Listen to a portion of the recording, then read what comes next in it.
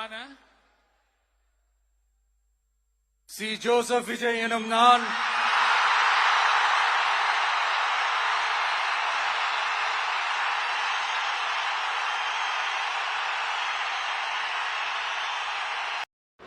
தமிழக வெற்றி கழகத்தோட தலைவர் திரு விஜய் அவர்கள் ரொம்ப போராட்டத்துக்கு பிறகு இன்று தமிழ்நாட்டோட 13வது முதலமைச்சராக பதவியேற்றிருக்கிறார். அவர் கூட 9 அமைச்சர்கள் பதவியேற்றிருக்கிறாங்க. அதை பற்றி டீட்டெயிலாக இந்த வீடியோவில் பார்க்க போகிறோம். Welcome to our channel Anand டிகோட்ஸ்.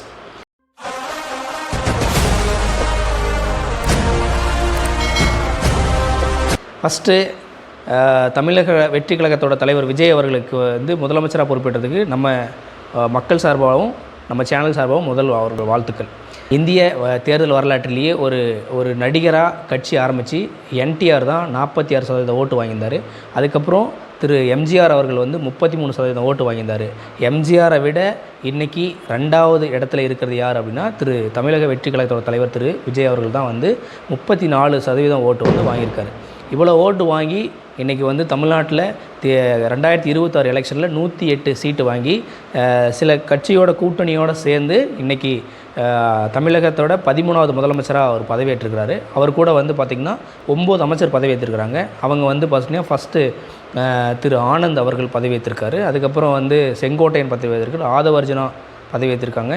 அதுக்கப்புறம் திரு அருண்ராஜ் அவர்கள் பதவியேற்றிருக்காங்க. அதுக்கப்புறம் வெங்கட்ரமணன் பதவியேற்றிருக்கார். நிர்மல்குமார் அப்படிங்கிறவங்க பதவியேற்றிருக்காங்க. அதுக்கப்புறம் பார்த்திங்கன்னா நம்ம காரைக்குடியில் திரு சீமான் அவர்களை எதிர்த்து போட்டியிட்ட டாக்டர் பிரபு அவர்களுக்கு அமைச்சர் பதவியில் இடம் கொடுத்துருக்காங்க. அதுக்கப்புறம் சிவகாசியில் கீர்த்தனா அவங்களுக்கு அமைச்சர் பதவி கொடுத்துருக்காங்க. இவங்க இந்த அமைச்சர் பதவியெல்லாம் என்னென்ன இலாக்கா ஒதுக்கிறாங்க அப்படின்ட்டு எதுவும் சொல்லலை. ஸோ இதெல்லாம் எப்போ சொல்லுவாங்க அப்படின்னா நாளைக்கு, அதாவது 11 மே 2026 அன்னைக்கு ஒரு தற்காலிக சபாநாயகரை உருவாக்குவாங்க. தற்காலிக சபாநாயகர் எல்லா எம்எல்ஏவுக்கும் பதவி பிரமாணம் பண்ணி வச்சு அதுக்கப்புறம் தான் அவங்களுக்கு எந்தெந்த இலாக்கா ஒதுக்குறாங்க அப்படின்னு சொல்லிட்டு சொல்லுவாங்க. அதுக்கு இந்த 9 அமைச்சர் மட்டும்தானா அப்படின்னா அப்படி இல்லை. இதுக்கப்புறமும் நிறைய அமைச்சருக்கு அமைச்சரவையில் இடம் கொடுப்பாங்க. ஸோ இதெல்லாம் இன்றைக்கி நடந்து முடிச்சது. இதில் நம்ம என்ன சொல்ல வேண்டியது அப்படின்னா, ஒரு திருக்குறள் ஒன்று இருக்குது. அது என்னென்னா, ஈன்ற பொழுதில் பெரிதுவக்கும் தன் மகனை சான்றோன் என கேட்ட தாய் அப்படின்னு சொல்லுவாங்க.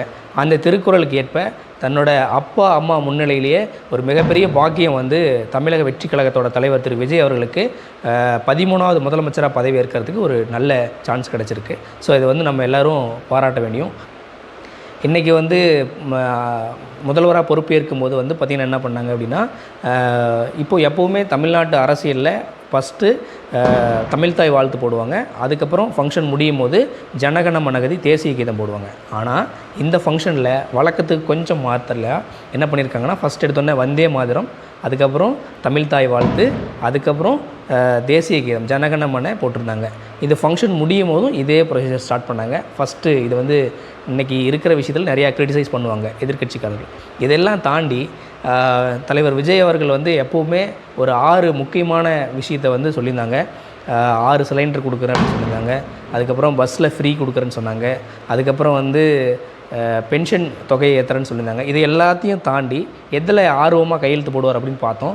அதில் முக்கியமாக 3 கையெழுத்து போட்டிருக்காரு. ஃபஸ்ட்டு அவர் போட்ட கையெழுத்து என்னென்னா, எப்போவுமே தமிழ்நாட்டில் 2 மாதத்துக்கு ஒரு முறை 100 மீட்டர் யூனிட் ஃப்ரீன்னு சொல்லியிருந்தாங்க இதுக்கு முன்னால் இருந்த கவர்மெண்ட். இப்போ அவர் என்ன சொல்லியிருக்காருன்னா, 2 மாதங்களுக்கு ஒரு முறை 200 யூனிட், அதுதான் அவரோட விஜய் அவர்களோட முதல் கையெழுத்து 200 யூனிட் ஃப்ரீயாக கொடுக்குறேன்னு சொல்லியிருக்காரு. ரெண்டாவது, இவர் பெண்கள் பாதுகாப்பு முக்கியம் அப்படின்னு தான் கேம்பெயினில் பேசியிருந்தார்.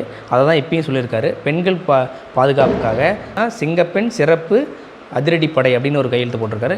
இப்போ இருக்கிற ஜென்ரேஷன் நிறையா போதைப் பொருளுக்கு அதிகமாக இருக்குது அப்படின்னு சொல்லிட்டு, அடுத்தது சமரசம் இல்லாத போதை தடுப்பு அப்படின்னு சொல்லிட்டு என்ன சொல்லியிருக்காரு அப்படின்னா, மாவட்ட வாரியாக போதைப்பொருள் தடுப்பு படையை உருவாக்குறேன்னு சொல்லியிருக்காங்க. இது எல்லாமே தாண்டி அவங்க என்ன சொல்லியிருக்காங்கன்னா, முதல்வர் அவர்கள் பேசும்போது என்ன சொல்லியிருக்காரு அப்படின்னா, என்னோடய ஆட்சியில் மையமாக இருக்கிறது நான் மட்டும்தான், எனக்கு தாண்டி யாருக்கும் அந்த அத்தாரிட்டி கொடுக்க மாட்டேன், யாராவது சம்பாதிக்கணும்னு வந்தாலும் கண்டிப்பாக விட மாட்டேன், எல்லாத்தையும் தாண்டி என்னோடய ஆட்சி ரொம்ப நேர்மையான ஆட்சியாக இருக்கும், எனக்கு கொஞ்சம் கால அவகாசம் கொடுங்க அப்படின்னு சொல்லி அவர் கேட்டிருக்காரு.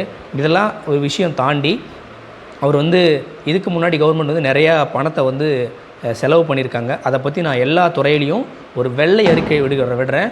அதாவது ஒரு நேர்மையான கவர்மெண்ட்டை மக்கள்கிட்ட வந்து கொண்டு போய் சேர்க்க போகிறேன் அப்படின்னு சொல்லியிருக்காரு. கொஞ்சம் நம்ம இது எல்லாத்தையும் பொறுத்திருந்து தான் பார்க்கணும்.